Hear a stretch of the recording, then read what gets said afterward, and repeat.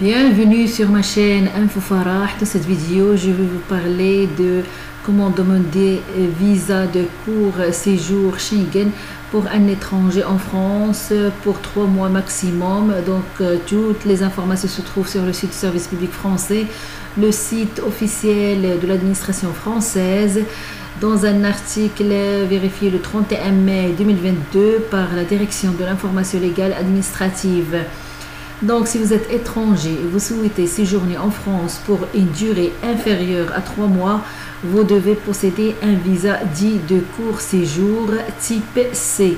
Ce visa est commun aux pays de l'espace Schengen, c'est-à-dire pour l'Allemagne, l'Autriche, la Belgique, la Croatie, le Danemark, l'Espagne, l'Estonie, la Finlande, la France, la Grèce, la Hongrie, l'Islande, l'Italie, Lettonie, Liechtenstein, Lituanie, Luxembourg, Malte, Norvège, Pays-Bas, Pologne, Portugal, République tchèque, Slovaquie, Slovénie, Suède et Suisse. Donc, si vous avez cette visa, vous pouvez entrer dans tous ces pays. Il permet de séjourner en France et dans les autres pays de l'espace Schengen, sauf exception. Il faut aussi détenir d'autres documents qui varient selon l'objet du séjour. Donc, qui doit détenir un visa de court séjour Schengen? Vous êtes concerné si vous remplissez les 3 conditions suivantes. Ça veut dire si vous devez être étranger. Votre séjour est d'une durée maximale de 3 mois en France ou dans un autre pays de l'espace Schengen. Vous n'avez pas de titre de séjour ou de visa de long séjour dans un pays de l'espace Schengen. Il faut tout de même faire attention que cette procédure ne concerne pas un étranger ressortissant d'un pays européen ni les membres de sa famille vivant en France avec lui. Selon votre nationalité et le type de votre passeport, vous pouvez être dispensé de visa. Donc, vous pouvez vérifier si vous avez besoin d'un visa en utilisant le service assistant visa. Donc, il y a un assistant visa. Je vais vous mettre le lien dans la boîte à description. Donc, il faut savoir qu'est-ce qu'un visa de court séjour Schengen. C'est-à-dire, un visa est une vignette qu'il est opposé par l'administration d'un pays sur le passeport d'une personne pour l'autoriser à entrer et séjourner pendant une période déterminée. Donc, le visa de court séjour vous permet d'entrer et de voyager en France et dans les autres pays de l'espace Schengen. Je viens de vous citer tous les autres pays de l'espace Schengen où vous pouvez entrer si vous avez un visa Schengen. À titre exceptionnel, il peut être valide en France ou ou plusieurs pays de l'espace Schengen, uniquement par exemple France et Belgique. À la différence d'un visa national dans long séjour type D, le visa Schengen ne vous autorise pas à vous installer en France. Pour quel motif de séjour le visa Schengen peut-il être accordé? Donc, ce visa peut vous être accordé par exemple pour l'un des motifs suivants, soit pour faire un voyage touristique, soit pour faire un voyage professionnel, soit si vous voulez visiter votre famille, c'est-à-dire pour une visite familiale, soit si vous avez une formation courte, ou bien pour faire un stage, ou bien exercice d'une activité rémunérée, par exemple si vous êtes artiste en tournée en France, sportif, mannequin, etc. Après avoir obtenu une autorisation provisoire de travail, donc vous pouvez obtenir ce visa. Donc, quelle est la durée de séjour autorisée par le visa Schengen? Donc, le visa de court séjour permet de séjourner 90 jours maximum pour un séjour continu ou pour plusieurs séjours dans les pays de l'espace Schengen sur une période de 180 jours. À la fin de ces délais maximum de 90 jours, vous devez quitter l'espace Schengen. Un simulateur vous permet de calculer la durée maximale autorisée des courts séjours de l'étranger non européen dans l'espace Schengen. Ce simulateur se trouve sur le site service public français. Je vais vous mettre le lien si vous voulez savoir tous les renseignements nécessaires pour calculer la durée maximale autorisée de court séjour dans les pays Schengen. En plus de savoir, il faut savoir quels sont les documents demandés pour un court séjour en plus du visa. Ça veut dire que vous avez obtenu le visa, il y a d'autres documents que vous devez avoir pour le court séjour. Donc, en fonction du motif de votre séjour, vous devez présenter les documents suivants en plus du visa. Il faut présenter aussi avec le visa justificatif de vos moyens d'existence, c'est-à-dire espèces, chèques de voyage, carte bancaire internationale, etc. Il faut aussi justificatif des garanties de votre repatriement, c'est-à-dire le billet de transport, de retour, etc. Il faut aussi assurance couvrant les dépenses médicales et hospitalières, y compris d'aide sociale pour les soins que vous pourriez recevoir en France. Il faut aussi attestation d'accueil. J'ai déjà fait une vidéo sur l'attestation d'accueil. Si vous voulez plus d'informations comment la faire, je vais vous mettre le lien de cette vidéo dans la boîte à description.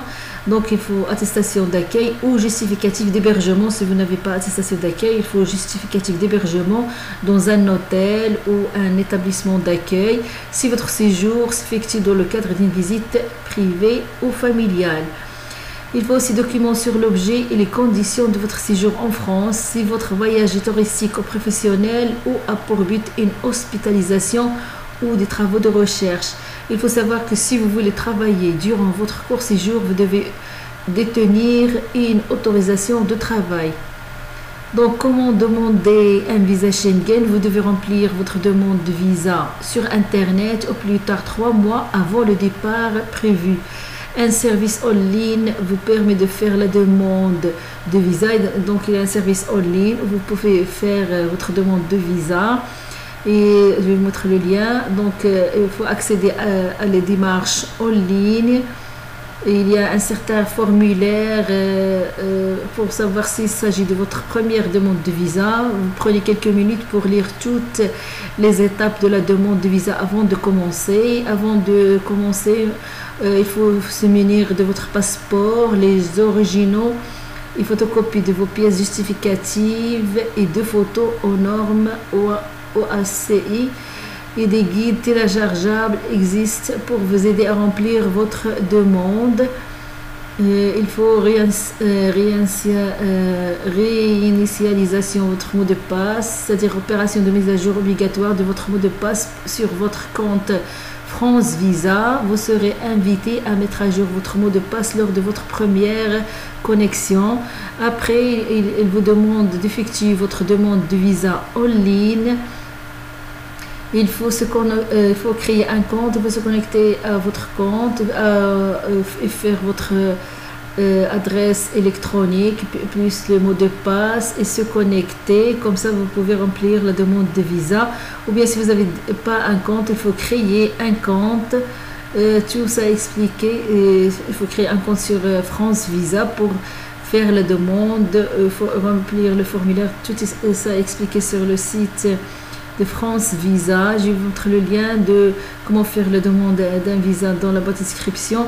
Tout est expliqué dans cet article qui se trouve sur le service public français pour demander le visa Schengen. Donc, après avoir rempli votre demande sur Internet, vous devez prendre rendez-vous au consulat de France du pays dans lequel vous résidez. Un service en ligne vous permet de prendre rendez-vous. Il faut noter que si la destination principale ne peut pas être déterminée, c'est le pays d'entrée dans l'espace Schengen qui est compétent pour vous délivrer le visa. Par exemple, si vous comptez passer 15 jours en Belgique et 15 jours en France pour tourisme, en arrivant par la Belgique, vous devez faire votre demande auprès du consulat belge. Pour la validité de passeport, votre passeport doit être valide au moins 3 mois après la date de fin de votre visa. Il doit également avoir été délivré depuis moins de 10 ans. Pour l'enregistrement des données du demandeur, donc vos données biométriques sont enregistrées dans un fichier appelé Visa Bio. Ces données sont les images numérisées de votre photo et de vos empreintes digitales. L'enfant de moins de 12 ans n'est pas concerné. Vous ne pouvez pas vous opposer à cet enregistrement. Cependant, vous disposez d'un droit d'accès et de rectification au fichier. Donc, pour le coût d'un visa Schengen, pour connaître le coût de visa, vous pouvez consulter la rubrique tarif des pages de l'assistant France Visa. Donc, l'assistant, il y a un assistant France Visa, coût du visa. Selon les pays, vous pouvez le consulter pour savoir quel est le coût que vous devez payer pour votre visa selon votre situation, votre nationalité, votre âge, etc. Il y a beaucoup de questions que vous devez répondre auquel vous devez répondre pour savoir quel est le montant. Donc le montant des droits de visa doit être réglé au service des visas au moment de dépôt de la demande. Dans les pays où l'État a confié la réception des demandes à un prestataire privé, c'est-à-dire comme Téléex Contact, les frais du dossier doivent être versés à ce prestataire. Donc ce dernier peut aussi réclamer à l'étranger des frais de service supplémentaires. Après paiement, une quittance avec mention du montant versé est remis au demandeur. Attention, il faut faire attention en cas de refus de visa ou d'annulation du séjour, le montant versé n'est pas remboursé. Donc les personnes suivantes sont exemptées des droits de visa, les écoliers, les étudiants et enseignants, les accompagnants lors de séjours d'études ou à but éducatif, chercheurs se déplaçant à des fins de recherche scientifique, représentants d'organisations à but non lucratif âgés au maximum de 25 ans et participant à des séminaires, des conférences ou des manifestations sportives, culturelles ou éducatives organisées par des organisations à but non lucratif. Donc, peut-on vous refuser un visa Schengen? Est-ce qu'on peut refuser votre demande de visa Schengen? Donc, ici, il vous explique la motivation de refus de visa. Votre visa de court séjour Schengen peut être abrogé par le préfet pour l'un des motifs suivants.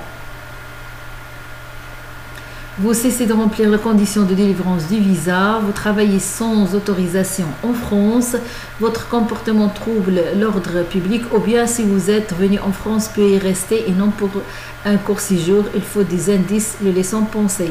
Donc le préfet compétent pour décider l'abrogation est celui du département où vous séjournez ou celui du département où vous avez été contrôlé. La décision d'abrogation de votre visa de court séjour doit vous être communiquée avec ces motifs au moyen d'un formulaire type. Vous pouvez faire recours contre un refus de visa, c'est-à-dire vous pouvez former contre la décision d'abrogation un recours gracieux auprès du préfet ou, en plus du préfet, un recours hiérarchique auprès du ministre de l'Intérieur. Donc vous pouvez aussi saisir le juge administratif d'un recours en annulation si vos recours administratifs n'ont pas abouti. Vous pouvez également saisir directement le juge administratif sans avoir fait de recours administratif.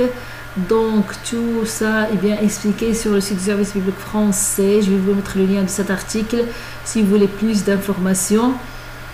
Et je vous dis à bientôt et n'oubliez pas de liker la vidéo si vous aimez le contenu de cette vidéo. Et je vous dis à bientôt et pour la prochaine vidéo.